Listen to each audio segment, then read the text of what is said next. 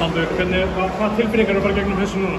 Bara ánægður, skilur að hafa unnið þennan leik og bara ánægður með strákana. Þeir svínhitta í byrjun, þú veist, á bara markmið að halda ykkur inn í leiknum. Já, ég finna að þú verður bara að halda einhvern veginn í plan og bregðast við einhverju sem er að gera og þeir voru náttúrulega bara frábærir þarna, skilur og það var mjög erfitt að eiga við þetta.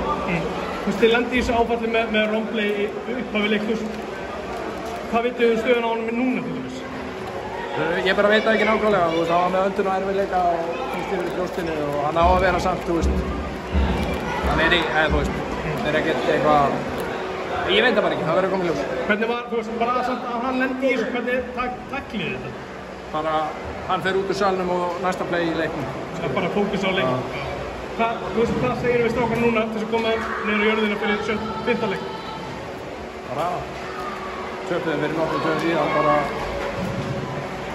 bara minnum okkur á það, skilur, það er ekkert, þetta er bara ekkert búið, skilur, og það er bara fókusar á það, skilur, bara það er ekki 1 sekunda í pássu á móti þessu liði. Býstu við sama bara á miðvikudag? Þú veist, þetta verður bara einhver geðveiki, skilur, leikur 5 í sítinu, bara leðislagur, læti, hitti, út allt.